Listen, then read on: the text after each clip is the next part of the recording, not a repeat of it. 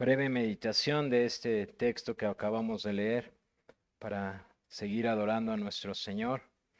Eh, Solo quiero mencionar un poco lo que hace 8 días veíamos en el capítulo 16, cómo el abandono de Dios hacia Israel era evidente por causa de sus pecados. De hecho, les mencionaba cómo lo que estaba pasando en el reino del norte, el reino que estaba compuesto por 10 de las tribus que quedaron, conocido como el reino de Israel, era un claro ejemplo de lo que el apóstol Pablo dice en el primer capítulo de su carta a los Romanos, verso 21, en donde decía que habiendo conocido a Dios, no le glorificaron como a Dios ni le dieron gracias, sino que se envanecieron en sus necios razonamientos, por lo cual Dios los entregó a su inmundicia.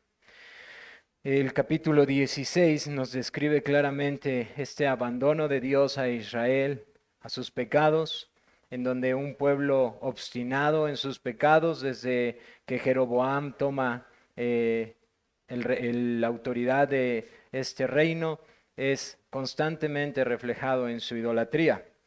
Pero este abandono por parte de Dios no fue total ni fue permanente, como lo veremos esta mañana en nuestro capítulo 17.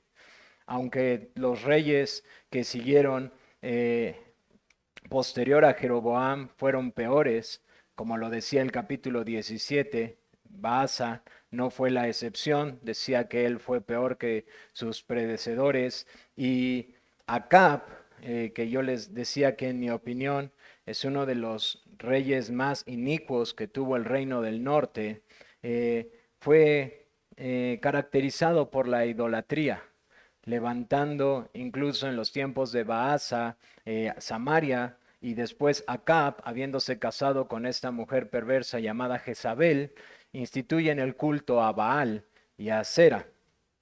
Pero este abandono del Dios a los hombres en sus pecados, que solamente vemos cómo son entregados cada vez más y más a sus pecados, vemos en este capítulo que Dios muestra misericordia. La misericordia de Dios es abundante, es abundante. Y quiero decirles algunas cosas para que puedan ir entendiendo un poco más lo que va a ir pasando a partir de este capítulo. Eh, Israel debería de aprender algo, aunque fue por causa del pecado de Salomón que el reino fue dividido. No obstante, Dios mantuvo dos tribus, la tribu de Judá y la tribu de los benjamitas en el reino del sur. Él mostraba su fidelidad. Pero no obstante, Israel debería de recordar algo. Ellos no eran un pueblo pagano. El pueblo del norte no era un pueblo pagano. Era Jehová Dios. Él era el que los sustentaba. Aunque parece ser que Acab olvida esto y él quiere pensar que quien lo sostiene es Baal y Acera, Dios tiene que enseñarles que no es así. El culto a Baal, Baal era un dios pagano, estaba caracterizado porque este dios falso estaba relacionado con la lluvia, el trueno y la fertilidad. Tengan eso en mente porque lo que vamos a encontrar en nuestro texto esta mañana es algo muy parecido a lo que encontramos en los tiempos de Moisés y de Faraón. Dios se muestra como el único Dios verdadero. Y nuevamente citando el Salmo, eh, él hace ver que los ídolos son nada, hermanos. Y cuando Dios utiliza a Moisés, ustedes recordarán las plagas tienen un propósito particular, mostrarle a Egipto que sus dioses son como nada, son una burla. Las plagas que Dios manda eh, tienen que ver precisamente con deidades que ellos adoraban. Y lo que está haciendo es humillar a Faraón y a todo ese pueblo idólatra. Algo muy parecido vamos a encontrar a partir de este capítulo en donde Dios utiliza a Elías, porque Elías va a venir a hacer cosas que van a mostrarle a Acab y al pueblo idólatra de Israel que Jehová es Dios y no los Baales, que si bien los paganos relacionaban a Baal con la lluvia, el trueno y la fertilidad, Elías va a ser el instrumento para humillarlos y hacerles ver que sus dioses son como nada, que son una burla. Y eso lo vamos a empezar a ver desde el primer versículo. ¿Cómo está estructurado el capítulo que nuestro hermano David acaba de leer esta mañana? Bueno, lo he estructurado principalmente en tres porciones. El versículo 1 nos muestra la profecía que Elías, el profeta, trae a Acab. Del versículo 2 al versículo 16 vamos a ver la provisión milagrosa que Dios le da a Elías. Y todo esto con el propósito de encontrar en los últimos versículos, del versículo 17 al versículo 24, la afirmación del ministerio de Elías. Entonces, mientras yo voy describiendo rápidamente esto, hermanos, traten de relacionar lo que Dios hizo con Moisés y con Elías, porque lo que Dios está mostrándole aquí a su pueblo de Israel es que Él es Dios de ellos y no los ídolos de los paganos. ¿Cuál es lo que vemos en el primer versículo? Bueno, nos habla de Elías Tisbita, que era morador de Galaad. Y si se dan cuenta, no nos da más detalles de esto. No nos dice de quién era hijo, no nos dice su familia quién era, no da más detalles absolutamente. Y decía un hermano, es como si quisiera hablarnos de aquel Melquisedec, que no tiene genealogía. ¿Por qué, hermanos? Porque lo importante no es Elías, sino el Dios que se está manifestando a través de Elías. Nos dice nuestro texto que era Galaad. Galaad era una provincia que se encontraba en las ciudades que fueron edificadas antes de cruzar el Jordán. Galaad estaba compuesta por las tres familias que se quedaron, la mitad de los benjamitas y las otras. Por lo tanto, no se sabe a ciencia cierta a qué tribu pertenece Elías. Lo único que nos dice es que era de Galaad, una ciudad que estaba al otro lado del Jordán. Y es muy interesante que el mensaje que trae es muy claro. Dice, entonces Elías Tisbita, que era de los moradores de Galaad, dijo a Acab, vive Jehová, Dios de Israel, en cuya presencia estoy, que no habrá lluvia ni rocío en estos años, sino por mi palabra. Y guarden esta frase porque la van a encontrar en todo el texto. Esto es lo que quiere remarcar el autor. Jehová, Dios de Israel. Eso es lo que los hombres tenían que entender. Es Jehová el Dios de Israel. Y decía un autor de los que estudiaba, Acab era un rey particular, muy malo. Y para este tipo de rey, un mensajero muy particular, Elías, con un mensaje muy claro. Viene, se presenta a Acab y le dice, no vendrá lluvia, sino por la palabra del profeta. Y yo no sé si ustedes se están dando cuenta qué es lo que está pasando. Elías dice, vive Jehová Dios de Israel, y luego viene la profecía, y luego dice, y no habrá lluvia sino por mi palabra. Entonces, Dios manda a Elías y quiere que Acab se dé cuenta que lo que va a hacer Elías es lo que Dios está mostrándole al pueblo. Cuando Elías hable es porque Dios está hablando. Cuando Elías calle es porque Dios está callando. Esta es la argumentación que va a traer constantemente. De hecho, todo el capítulo, hermanos, me adelanto, es para mostrar esto, que es Jehová el que está hablando a Israel a través de un instrumento. Este instrumento es su profeta Elías, un instrumento que no es relevante de quién es hijo o de dónde es o cuál es su pasado, sino el mensaje que trae, que Jehová es el Dios de Israel. Y cuando pasamos a la siguiente sección de esta maravillosa historia, nos damos cuenta de una provisión milagrosa, es decir, cómo Dios está obrando en sustentar a su profeta, al hombre que Dios está enviando. Dios manda a Elías a esconderse en el arroyo de Querit. Eso lo encontramos en el verso 2 y 3. Dice, y vino la palabra de Jehová.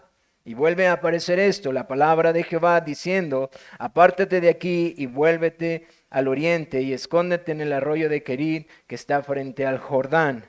Esta es la indicación. Él le ha dicho a Acab, no vendrá lluvia sino por mi palabra.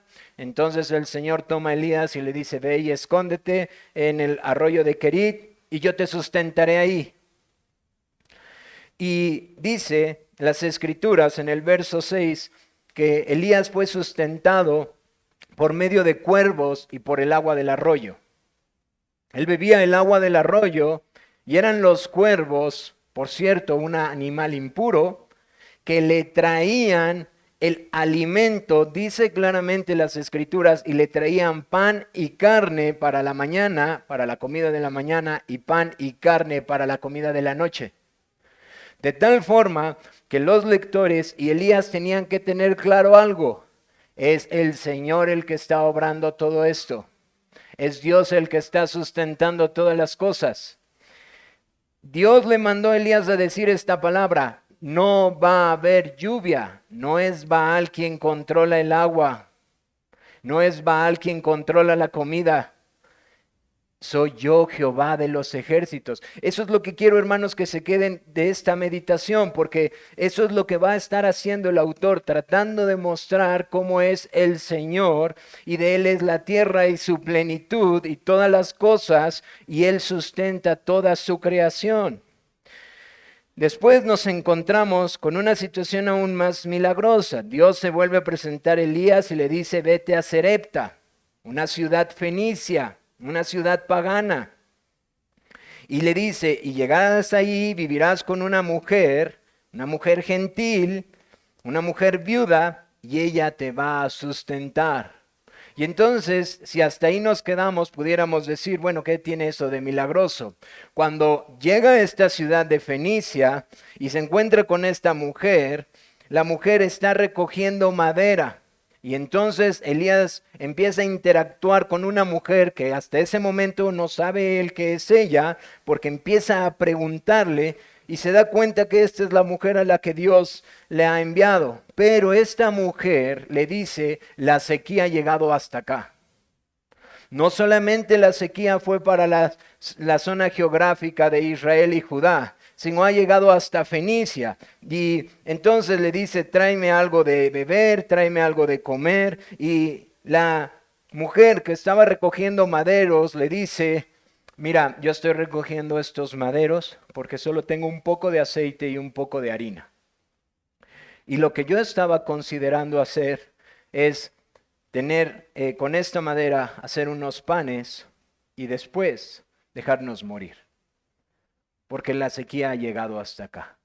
El hambre nos ha alcanzado. Entonces Elías se da cuenta que ella es la mujer con la cual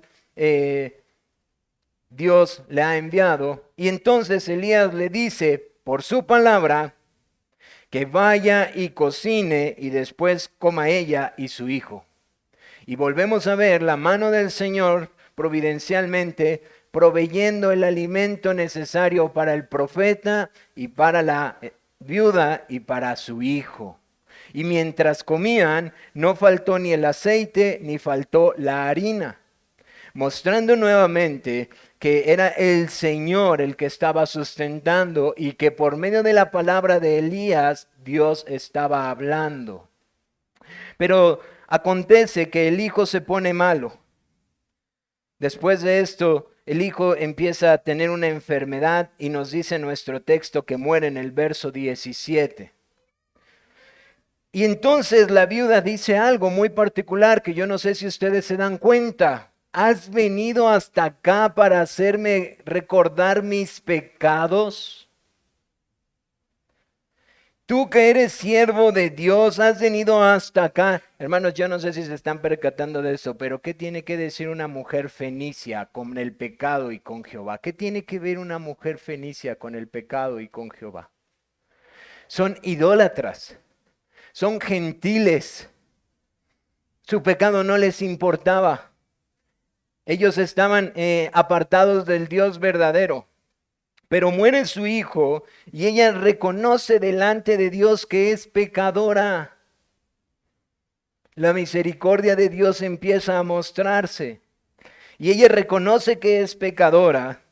Y entonces Elías toma al niño, lo lleva al lugar alto en donde él estaba, ora por él y después de tenderse 3 veces sobre el niño vuelve a vivir, mostrando que el Señor no solamente controla los cielos y la tierra, no solamente da de comer, sino que Él da vida y quita la vida.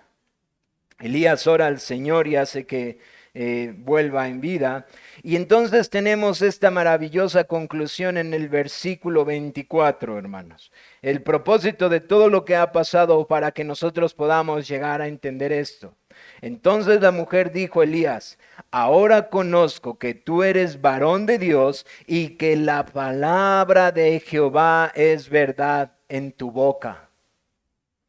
Hermanos, todo esto que pasó y esta mujer en su pobreza reconoce que la palabra de Jehová está en su boca.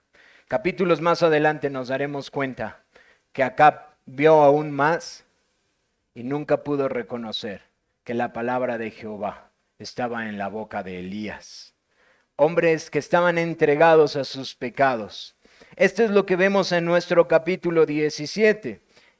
Solo quiero retomar un punto. Si ustedes se percataron en el versículo 1, inmediatamente dijo Elías a Acab: la sequía viene por parte de Dios, no por parte de Acab. Y les anticipo lo que veremos más adelante, porque ustedes recordarán cuando Elías es traído de vuelta a Israel, y entonces hacen este sacrificio y Elías se mofa de los ídolos. Todo esto es la imagen que está haciéndoles tratar de ver de: esta no es la primera vez que el hombre se rebela en contra de Dios. Esta no es la primera vez en donde los ídolos son ridicularizados delante del Dios vivo y verdadero. Ustedes verán que Jehová es Dios y los ídolos no son como nada. Ahora, ¿cómo podemos meditar en este texto adicional a que Jehová es el sustentador de todas las cosas, dador de vida, y que Él da y la quita como a Él le place, para seguir adorando a nuestro Señor esta mañana? ¿Cómo podemos seguir llevando nuestros afectos para adorar? Bueno, hermanos, como les decía, Elías, hay una relación entre lo que está pasando en Elías y lo que pasó en Moisés. Y lo que está queriendo mostrar Dios es un juicio sobre los ídolos que nada son. Pero también hay una relación entre la palabra de Elías y la palabra de Jehová. Es por medio de Elías que Dios está obrando y la palabra de Elías se convierte en la palabra de Jehová. Eso es lo que quiere hacerle ver al pueblo de Israel el Señor. Pero hermanos, la palabra del Señor que está siendo mostrada después de venir la sequía, empieza a ser una palabra de gracia y de poder. Después de que viene la sequía, como lo vemos a partir de la viuda, Dios sustenta a Elías a través de esta mujer. Su hijo muere y la palabra de Dios viene para dar vida a su hijo. Y el juicio que comienza por medio de la sequía, ahora empieza a mostrar Dios su misericordia, hermanos. Su misericordia por medio de su palabra. Si ustedes vuelven a leer el capítulo y tratan de ir subrayando cuántas veces dice y la palabra de Jehová y la palabra de Jehová, se darán cuenta que hay un énfasis particular. Es la palabra de Dios que sustenta todas las cosas. Ahora, hermanos, yo espero que con todo eso que estoy diciendo puedan relacionarlo con un texto sumamente importante por el cual esta mañana estamos todos aquí. Juan 1:1 dice: en el principio era la palabra. Yo sé que Reina Valera dice verbo, pero el original puede ser traducido palabra. En el principio era la palabra, y la palabra era con Dios, y la palabra era Dios. Y más adelante dice: y la palabra se hizo carne, refiriéndose a nuestro Señor Jesucristo. Hermanos, más adelante, unos capítulos adelante, llega este hombre llamado, se me olvidó, capítulo 3, Juan 3, Nicodemo, gracias. Nicodemo, y le dice: Rabí, Sabemos que has venido de Dios como maestro, porque nadie puede hacer estas señales que tú haces a menos que Dios esté con él. Nicodemo, detente. Eres tú maestro de los judíos, pero hay un pequeño error en lo que estás diciendo. Estás delante de la palabra encarnada. No es que Dios esté con él, es que Él es Dios. Aún no has visto, Nicodemo, que Él es Dios. Hermanos, hoy podemos seguir adorando a nuestro Señor y lo hacemos con sumo gozo porque Él nos ha revelado la palabra, al Cristo viviente. Y por eso, hermanos, hoy cantamos con gozo a nuestro Señor, porque la palabra se hizo carne. Sigamos adorando a nuestro Señor, hermanos.